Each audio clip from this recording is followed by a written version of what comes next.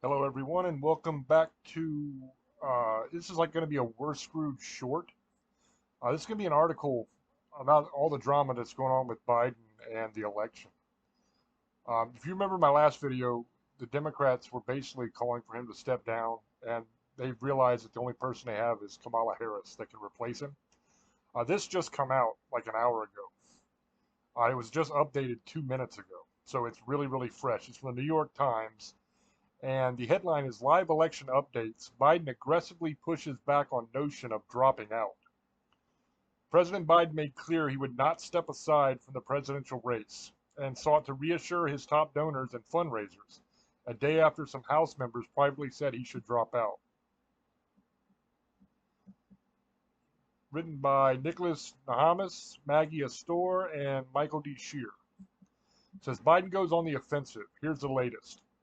Facing what could be the most crucial week of his candidacy, President Biden on Monday made an aggressive attempt to dispel the concerns that a broad range of Democrats have expressed about his reelection campaign. By the afternoon, he had called into MSNBC's widely watched Morning Joe program, sent a defiant letter to Democrat members of Congress, and previewed his plan to attack former President Donald Trump during a call with his top fundraisers. Quote, if any of these guys don't think I should run against me, end quote, Mr. Biden said on Morning Joe, hitting back at his critics. Quote, go ahead, announce for president, challenge me at the convention, end quote. The offensive came as Mr. Biden contends with crumbling support from Democrat lawmakers and mounting fears of a rout by Mr. Trump and his followers in November's races for the White House and Congress. On his call with donors, the president suggested that Democrats needed to turn their attention back to Mr. Trump, and he previewed a strategic pivot for his campaign before the Republican National Convention in Milwaukee next week, saying he planned to attack, attack, attack, attack. Here's what else we know. A Parkinson's expert repeatedly visited the White House.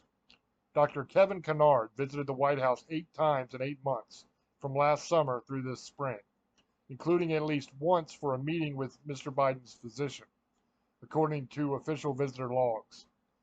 It was unclear whether Dr. Kennard was at the White House to consult specifically about the president, and the White House press secretary on Monday declined to address the purpose of the visits.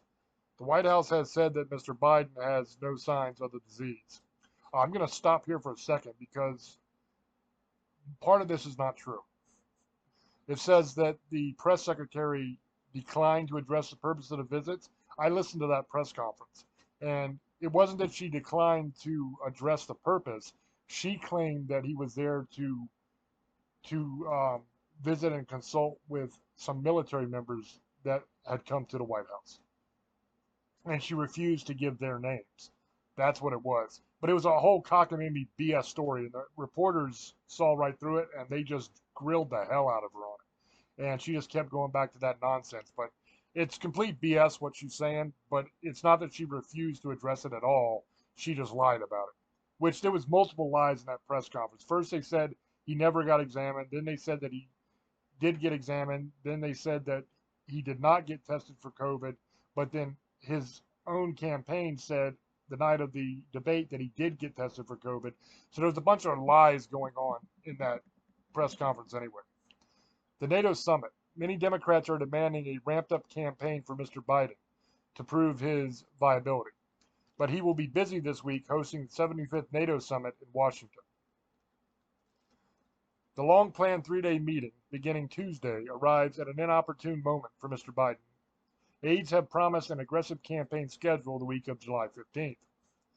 A rare news conference. Mr. Biden and his advisors have said he will hold a solo news conference with White House reporters, most likely on Thursday at the end of the NATO summit. While those were routine for previous presidents, Mr. Biden has not kept that tradition. His performance will be scrutinized by Democrats who are eager to assess whether he can handle the off-the-cuff pressure. Whitmer shuts down notion of running.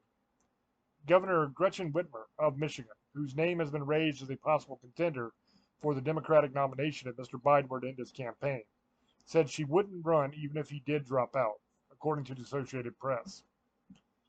More defections. Representative Adam Smith, Democrat of Washington, became the latest elected Democrat to publicly call on Mr. Biden to step aside. His statement came after he and several other high-ranking House Democrats said in a private meeting on Sunday that Mr. Biden should end his campaign, continuing a trickle of defections that shows no sign of stopping. The other representatives included Jared Nadler of New York, Mark Takano of California, and Joseph D. Morell of New York. Read what Democrat politicians have said about Mr. Biden so far, then that's a link that takes you to another article. The Veep stakes. Senator J.D. Vance of Ohio, a candidate to be Mr. Trump's running mate, told NBC News on Sunday that he supported Mr. Trump's vow, if elected again, to appoint a special prosecutor to investigate Mr. Biden. Another running mate contender, Senator Marco Rubio of Florida, appeared on CNN and denied that Mr. Trump had called for weaponizing the Justice Department against his political opponents. And that is pretty much the end of this, I think. There's a bunch of tweets here, so I'll read those as well. Senator Patty Murray, Democrat of Washington and the chairwoman of the Appropriations Committee, said in a lengthy statement that despite her strong respect for President Biden, we need to see a much more forceful and energetic candidate on the campaign trail in the very near future in order for him to convince voters he is up to the job. At this crucial time for our country, President Biden must seriously consider the best way to preserve his incredible legacy and secure it for the future. And that was 25 minutes ago. And then 2 hours ago, Robert Jimison said, Representative Katie Porter, Democrat of California, urged President Biden to make an in-person visit to Capitol Hill and hold a question and answer session with lawmakers. We know what he's done because we were part of it, she said. But now it's really important that he shows us the path forward. And I would be very eager to hear that. 2 hours ago, Maya Miller said Representative Hakeem Jeffries, Democrat of New York and the House Minority Leader, said his position has not changed on President Biden and his candidacy. I made clear publicly the day after the debate that I support President Joe Biden and the Democrat ticket, he said. And then there's like more stuff here, more articles and more tweets, and that's about it. So basically, what's going on is the Democrats want him out, and Biden is basically saying, screw you, I'm not leaving. I'm running, and if you don't like it, you can try to challenge me at the convention, and I'll whoop your ass there. That's essentially what Biden is saying here. One point I would bring up on this is, what about the votes? I mean, there was a primary, and Biden won it. The people elected him as the Democrat candidate. You know, they can't just because now he's all scatterbrained, which he was before. He was the same way when they voted for him. But they can't now say, oh, well, now everybody knows that he's got oatmeal for brains, so we got to try to replace him with somebody else. They can't do that because the people voted. You know, how are they just going to throw out all the Democrat votes from the primary and say, screw what you guys wanted, screw your votes, we're just going to replace him with somebody else? That's not cool, you know? Now, I don't think he should be president. I didn't think he should be president when he first took office because he's a piece of trash. But you can't just go against what the people voted like that in the primary. That's messed up. As always, up to you to make up your own mind. Let me know down in the comments section what you guys think, and I will catch you on the next one. Till I speak to you again. Love many, trust few, and do harm to none. God loves you, and so do I. Bye-bye.